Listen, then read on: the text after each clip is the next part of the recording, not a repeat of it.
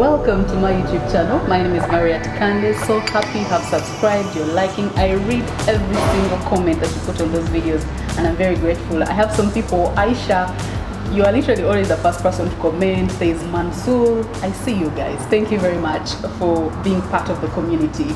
And please share this video on your other social media so everyone gets to see this great content. So today I have a very beautiful lady called Salta. I'm sure you've seen her on TV, you've seen her emceeing different events, and I'm so happy to meet her and talk to her today. Yeah. How are you doing? I'm doing great. Thank you for having me on your show. It's an honor. Big up to all your fans out there. Big up to all the people watching. I love your hair. Thank you very much. I just did it yesterday. Looks really nice. Had a good wash. Do you remember the first time we met? No, I don't really. You remind me. You don't? Try to guess. Try to remember. Was it on a show? Like one of those skizzy shows? I think you had. When did you return to Uganda?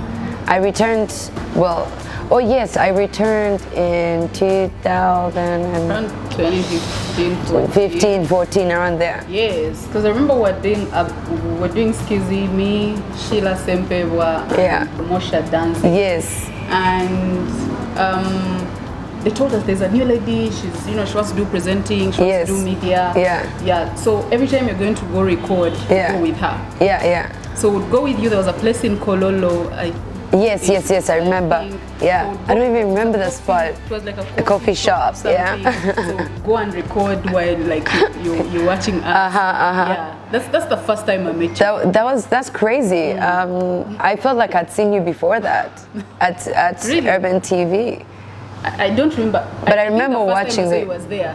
Maybe because of the fact that I was watching your show and just getting the sight of it. But that was a very interesting show. Yeah. Skizzy, wow. That was a very Danze and you guys were Sheila. really, really great. Thank you. Yeah, great team. How have you been since then? Well, I've been great. I've been fine. I've been blessed. It's been a very long journey. Yes. But I made it. I can't say I made it yet, but I feel like I have. I think you have. For people that don't know you, who is Sheila? Well, Sheila Saltofte is half Ugandan, half Danish. Born and raised in Denmark. Arrived here in Uganda in 2001 and been studying here, living here. Studied TV at the age of 13 at WBS Teens Club, and I've been on too many TV stations and TV shows. I've done all sorts of activities. I've been on stages as an MC. I've done some radio presenting. I've done some TV presenting, and now here I am. Europe you left Denmark in 2001. Yes, I was about.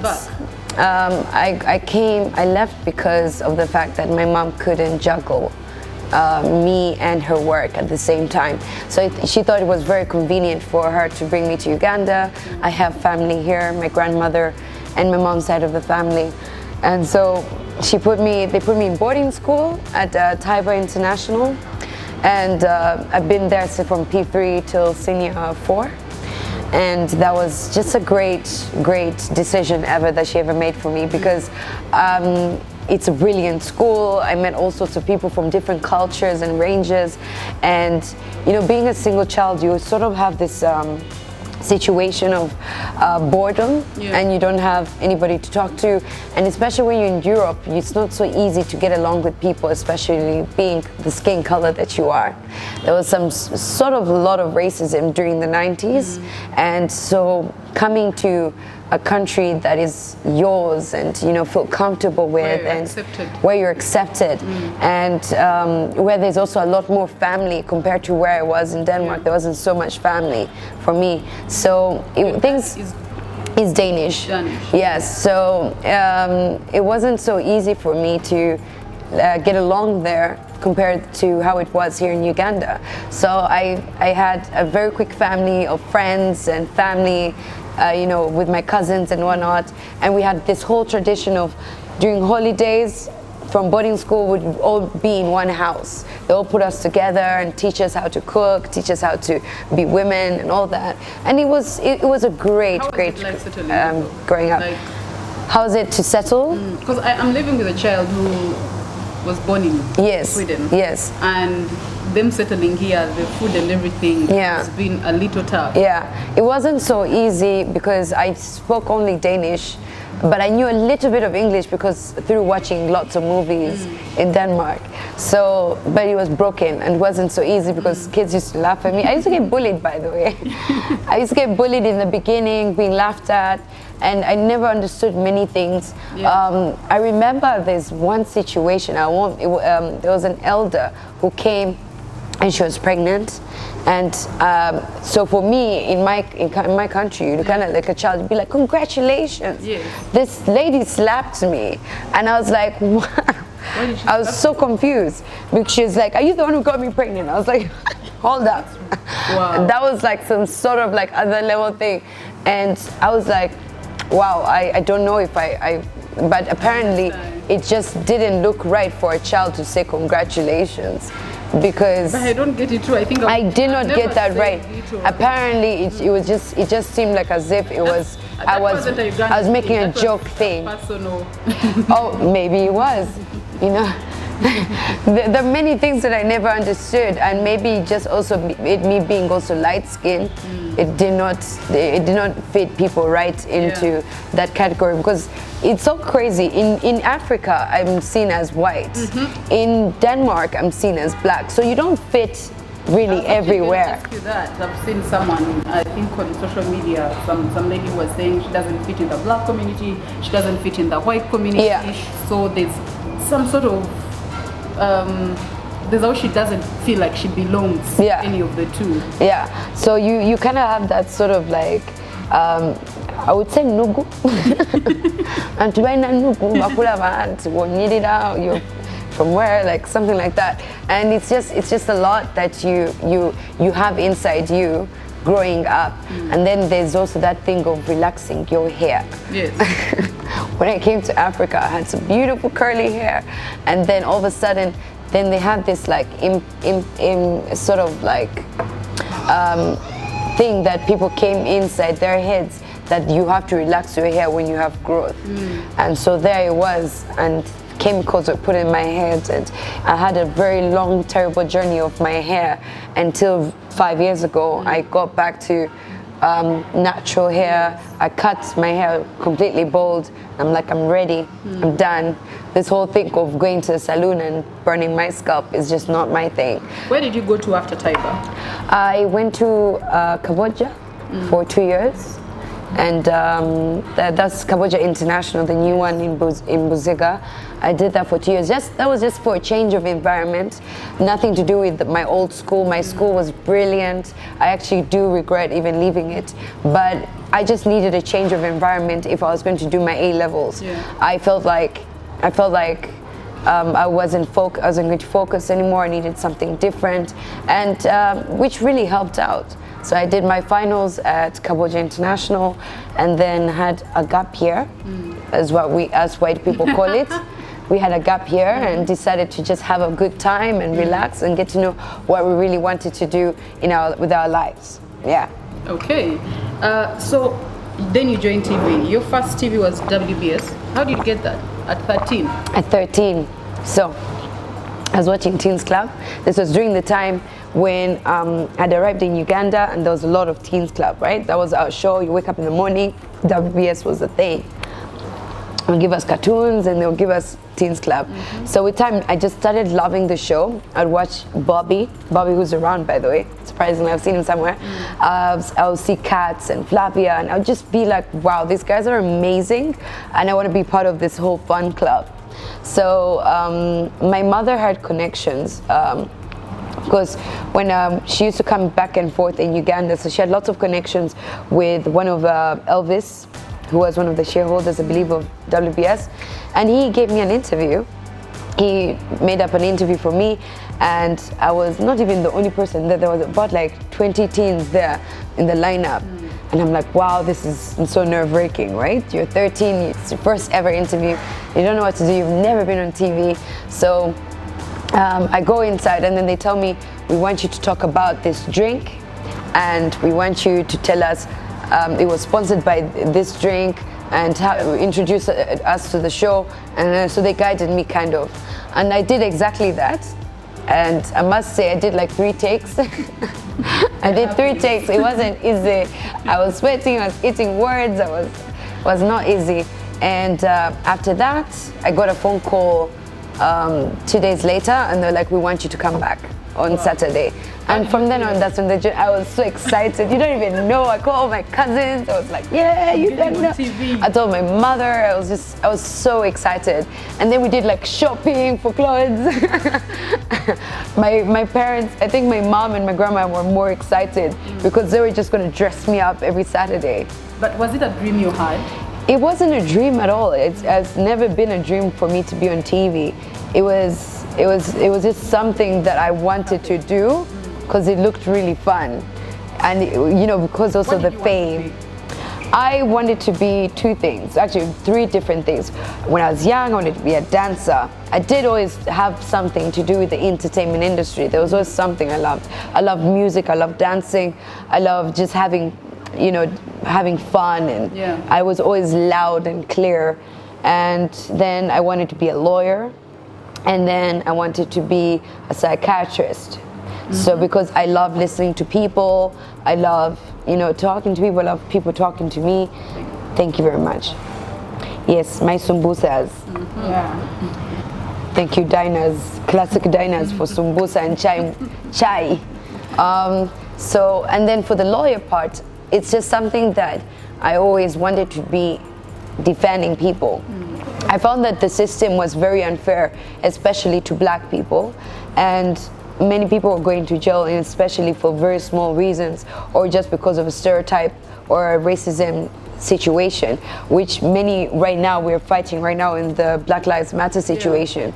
And that was even worse during the 90s. So it's just something that always came up to me, and I was like, I would love to fight for people's rights. You join the media and you're like, I'm staying here. I guess it's not even staying there. It ended up taking me, not me going along with it. Yeah, I just started getting better and better, and before I knew it, I was like, I guess this is it. I guess this is what people want me to do, and this is what I'm really good at. And maybe this is what God wants me to do. Exactly. And I then later on in life, I embraced it, and I took it into a very serious level. How do you prepare for your shows? How do I prepare for my shows? Well, it depends on which kind of shows. When it's, if it's the current one that I'm doing right now, NBS Catch Up, we always have meetings once a week to discuss what is going to unfold on that very day, and we plan it out, and then the rest just leads to the presenter. So I always, every Friday, I go get my outfit from Hindu's Point, and then I go to the saloon.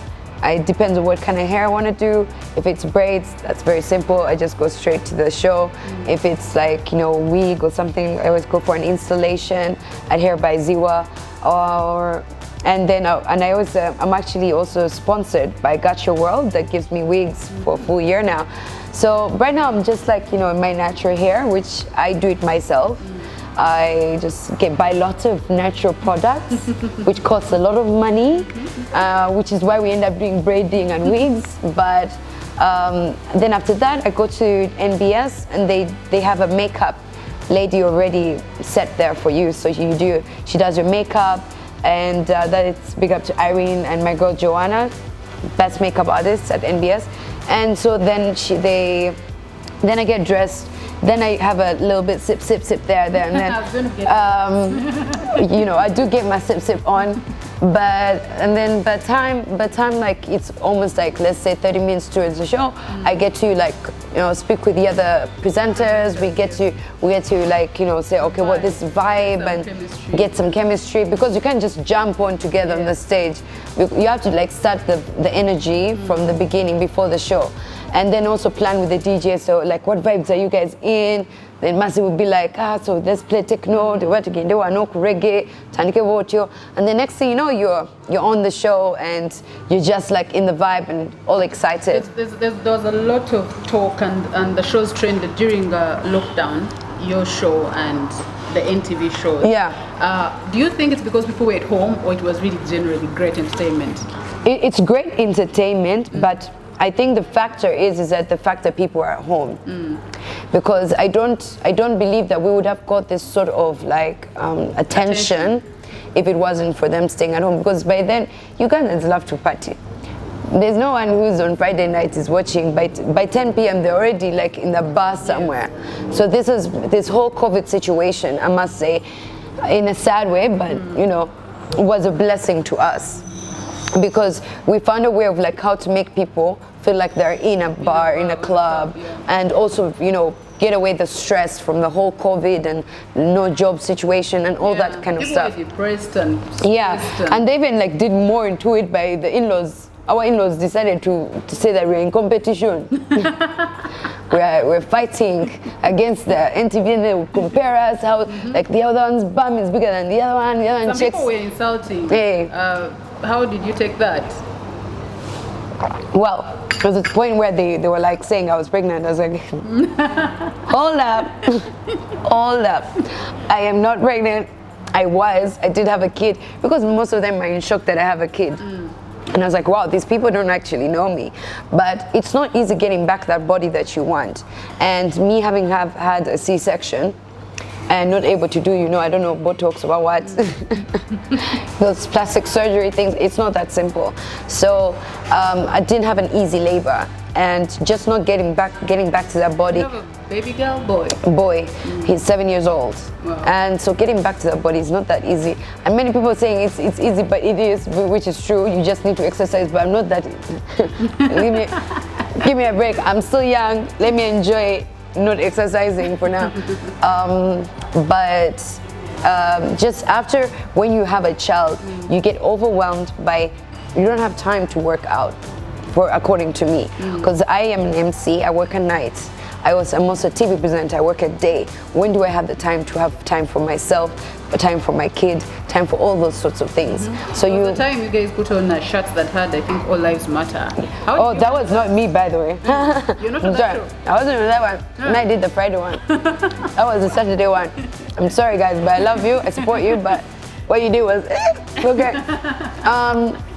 Well, that was with those guys with Zara and whatnot. Oh, yes. That was a huge mistake. But you know what? You know, it happens. It happens. It happens, and they kind of were also not happy about it. I think that kind of like threw them back a bit. Because I thought, who comes up with these ideas? Who tells these people, dress like this, do this time around, let's do money case outfits today, let's do this. Well, for that part, it's all of us who comes up with ideas. But I must big up to Portia, who was she has been a great producer with coming up with some of these ideas too. We have a huge team at NBS. Everyone really like puts passion into the show, and if it wasn't for those ideas, I think the show would have been boring. That's true. Instead of just jumping around, talking, playing music, we came up with all these great ideas and has made the show really great. How do you handle being a mother and doing those night shows? Does he know that you do that? Does he watch he knows. you? He knows. No, he watches the recorded time, because he's not allowed to stay awake till that time. And also it has to be edited, because there's some things that are that are not child friendly. No, I have like I do. We have DSTV, so I kind of like forward, pause, you know. So for being a mother and being a TV presenter, like I said, it hasn't been easy, especially these past 7 years. It's only this year that I finally got to settle and be comfortable with my earning and with the attention and getting all sorts of deals, and also having enough space and time to really enjoy being a mother. This is the one time I've really, really enjoyed being a mom. That? Like I say, time. I get to cook for him lunch, dinner. I get to hang out with him more. We get to do all sorts of things, watch movies, go for a walk, go for a swim at my friend's place. I'm not going to tell you that the swimming pools are open, banange COVID-19. No, I have a friend of mine who has a pool, so we walk over there, and then we you know, we really bonded. We really had some sort of like more connection. Before, it used to be really tough. He's at school. He's at school. I'm working. After school, I would probably arrive by the time he's already in bed. So the only time I would have with him was morning when I'm dropping him at school. Interesting how most parents were saying kids should go back to school. We are tired. Oh, I can't wait. Please open the schools. We are done. My son has come to my door 10 times in a day. Hey, are you okay? You'll find me in the same position knowing I'm in my bed and watching Netflix. Like, are you okay? Are you okay? Mommy, are you fine? I think they're all like that. I had to find plans for him. By the way, like I said, I've enjoyed it this year, but yet again, we're so happy I want the schools to open. So I have to find a plan for him of what to do. There's nothing to do. And so now the new thing is doing is sleepovers, which has been awesome. But then yet again, now you're also taking care of this bunch of kids that are also a lot. They're fighting. Hey, this one is reached me the session. This one killed me. Stay with you. So they have some other beautiful, I call them my babies. I have more babies who come, they sleep over. We have turns with the mother, and they're beautiful babies. They're just so great. They get along. They're like a gang. So, besides TV, when you're not on TV, yes, someone would wonder when the cameras turn off, who is Sheila? What do you do? Where do you go? How is your life outside? It's so funny. You're the first person to ever ask me this question. I am the most chilled person ever. Sheila is. I take advantage of the fact that I'm half white. So people are like, oh, you're muzungu, you know. But I am the most down-to-earth person. I enjoy bikes. Not only borders, but I almost had the bike. Then until my mom found out I got the license, she cut it up. She didn't want me to die. I enjoy riding bikes. I am a very down-to-earth person. I love traveling. I love the kind of people that I hang out with are people that I went to school since primary. I'm an outdoor person. But then I do have my moments when I'm indoor. I love watching movies. If my boyfriend ever broke up with me and took my Netflix account, it would be the biggest thing that he has done to me, like killed me. But I'm also. What are you currently watching on Netflix? Right now I just finished Gilmore Girls, and there was 7 seasons. I'm now going on. Like literally, when I say I've just finished, I'm talking about last night. I just finished Gilmore Girls last night, so now I'll let you know on what happens next. And then I love hanging out with friends, going out, going to the beach. I love eating food. Oh my God, I love eating food. I love cooking. When it comes to food, I enjoy all sorts of meals: Belgian food, Italian, pilau. I just recently learned how to cook pilau and chapati. So. Hey. How does it really work for you? Yo, I'm telling you, YouTube. By the way, I learned from YouTube, so and it's bomb as pilau. Anyway, and what else do I enjoy? I'm a very simple person. I don't really like. I'm sorry to say this, but I don't enjoy the fame. I'm not in for the fame. I'm in for. I really just enjoy doing my job. Yeah. It's fun. It's cool. It's really cool. You get connections and all that stuff. But the fame is one thing that I'm not in for it. I enjoy just being with my humble friends. In fact, I don't know if you realize, I don't have so many celebrity friends. They're my friends, they're people you have to work with, but not people that... Not like best friends. Best friends. Maybe I have a couple like they're like Navio, Lilian. Some of them we're like, hey, what? Yeah.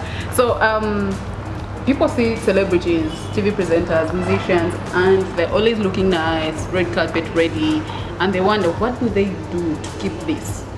How do you look like this? Do you work out? What's your beauty secret? Okay, I don't work out. Where do you talked about that? I drink lots of water. I love this. There always have to be like a box of water in my home. I drink lots of water. I sleep a lot.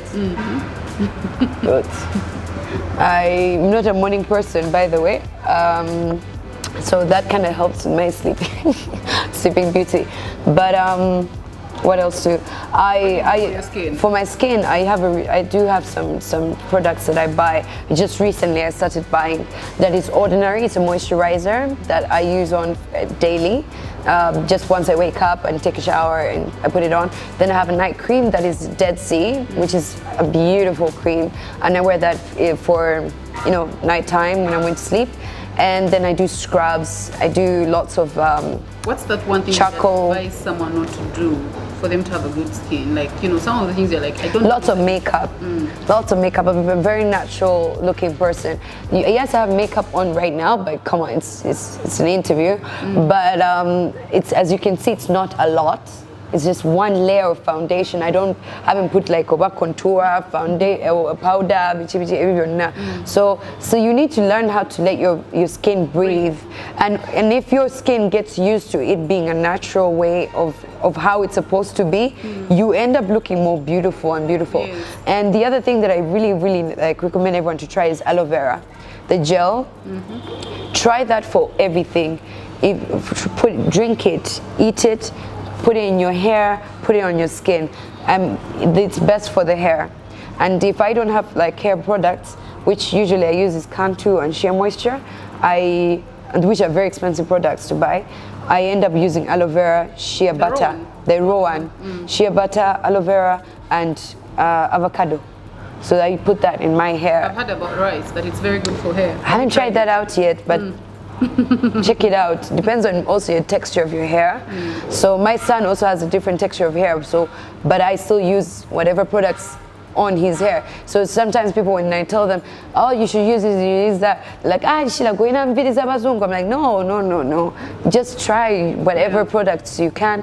And me, for one thing, advice I can say is that if you can eat it, put it in your hair. And that's fruits and vegetables I'm talking about.